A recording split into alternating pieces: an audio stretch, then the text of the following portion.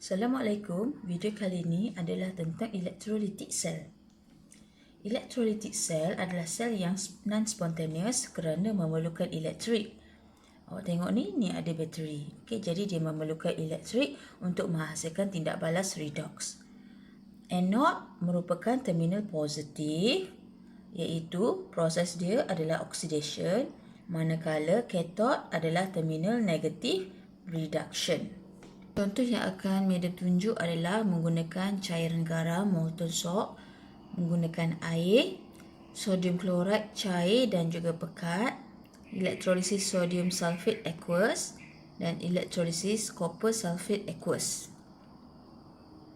Molten salt ni maksudnya cairan garam iaitu tak ada air langsung. Kita guna contoh cairan garam sodium chloride. So dalam ni hanya ada sodium dan klorid ion saja. Spesies yang akan pergi pada anode dan cathode adalah untuk anode klorid lah, sebab klorid tu adalah anion, manakala cathode ion yang akan pergi Na+. Jadi half cell equation, anode mengalami oxidation kan. Jadi half cell dia adalah 2 elektron terhasil dan dia punya oxidation number daripada -1 kepada 0. Jadi meningkatlah.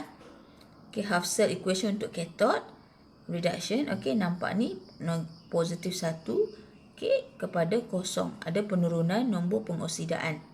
Observation adalah apa yang kita nampak. Observation pada anode merupakan gas yang warna kuning-kuning hijau yang terhasil, manakala observation pada cathode adalah sentiasa akan ada pepejal yang akan termendak. Jadi observation dia adalah silver color metal deposited. Kita pun gabungkan anode dan cathode untuk menghasilkan overall equation. Cancel 2 elektron ni. Jadi gabung je dapat begini. Bagi electrolysis of water, spesies yang akan pergi pada anode dan cathode air sajalah.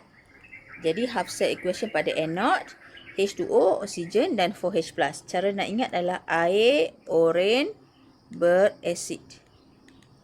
Manakala half cell equation cathode macam ini menghasilkan hidrogen gas. Air hitam berbase. Ini dia punya analogi nak ingatlah. Observation dia adalah, ini oksigen gas terhasil, hidrogen gas pun terhasil. Jadi tak ada gas yang tak ada warna yang akan terbebas pada anode dan pada cathode. Overall equation awak gabung saja, tapi kalau cathode tu awak kena darab dengan 2 sebab kita nak samakan bilangan 4 elektron. Cancel dan bila gabung ini akan jadi 6 H2O. Dah gabung akan jadi macam ini. Awak nampak ini ada 4 OH- dan 4 H+. Itu akan hasilkan 4 mol air. Jadi begini yang baru. 4 mol air kan? 6 mol air sebelah reaktan, 4 mol air sebelah produk. Jadi awak boleh cancel. Bila cancel, formula yang baru yang overall cell equation yang dah balance adalah yang ini. Bagi elektrolisis sodium chloride ada 2 keadaan. Dilute, cair dan concentrated, pekat. Jika soalan tak bagi tahu jenis larutan, awak kena assume pekat.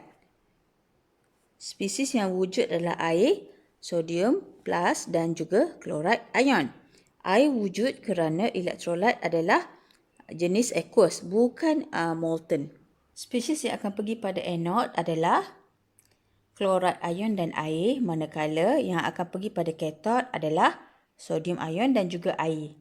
Yang terpilih pada anode adalah air kerana ini adalah jenis cair. Dan yang terpilih pada cathode adalah air juga. Sodium plus ni tak akan terpilih sebab SRP value dia adalah lebih rendah berbanding H2O. Kalau nak pilih spesies yang akan discharge pada cathode, awak kena tengok SRP yang lebih positif. Half cell equation sama macam electrolysis of water, di mana oksigen gas dan hidrogen gas yang akan terhasil, sebab tu observation dia colorless gas released. Dan overall equation dia, kita gabung anode dan cathode, awak akan dapat 6 mol air, 4 mol hidroksida dan juga 4 mol asid. Ini akan gabung jadi 4 mol air dan Awak cancel 4 mol air ni. Tolak dengan 6. Jadi awak akan dapat 2. Sekarang madam nak cerita elektrolisis sodium klorid jenis pekat. Spesies yang wujud masih sama sebab elektrolit adalah aqueous. Spesies yang akan pergi pada anode dan kathod pun sama. Yang tak sama adalah yang akan terpilih untuk discharge. Spesies yang akan discharge pada anode adalah klorid, manakala spesies yang akan discharge pada kathod adalah air. Walaupun larutan ini pekat, kathod tak akan pilih sodium kerana nilai SRP sodium adalah lebih rendah. Untuk kathod dia kena cari yang lebih positif kan. Selain daripada sodium, lithium dan potasium pun tak akan terpilih untuk discharge sebab nilai SRP dia lebih rendah daripada air. Air ni lebih positif. Sebab tu air terpilih walaupun pekat. Spesies yang akan terpilih untuk discharge pada anode adalah klorid disebabkan oleh lebih pekat. Observation, greenish yellow gas released sebab chlorine gas terhasil, manakala untuk cathode observation dia colorless gas release sebab hydrogen gas terhasil.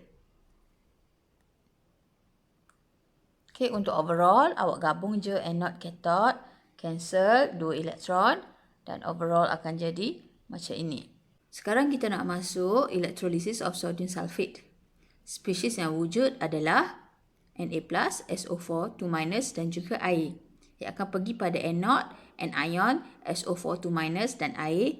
Manakala yang akan pergi pada cathode, Na+ dan air.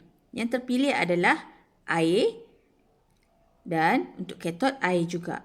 Disebabkan oleh sulfate ni adalah oxo anion. Oxo anion adalah ion yang mempunyai lebih daripada satu oksigen. So, oxo anion ni tak akan mengalami pengoksidaan. SO4 2- tak terpilih untuk discharge pada anode sebab S is in highest oxidation number. Maksudnya nombor pengoksidaan sulfur dah paling tinggi, dah paling maksimum. Sebab tu dia tak akan terpilih untuk pengoksidaan. Untuk cathode, kita pilih air sebab reason yang sama iaitu H2O is more positive SRP, iaitu dia punya SRP lebih positif berbanding Na+. Half cell equation sama macam electrolysis of water, observation pun sama dan overall pun samalah. Cara untuk pilih ion adalah awak kena tengok SRP, kemudian awak kena tengok kepekatan. Yang last sekali adalah awak kena tengok sama ada electrode tu inert ataupun aktif. Okay, kalau inert kita pakai carbon dan juga platinum. Kalau aktif kita pakai selain daripada inert tu lah. Contohnya copper dan silver. Electrolysis of copper sulfate using copper electrode adalah contoh kepada electrolysis yang menggunakan active electrode. Okay, active electrode adalah copper solid. Manakala electrolyte adalah copper sulfate aqueous. Spesies yang wujud dalam electrolyte adalah copper ion, sulfate ion dan juga H2O.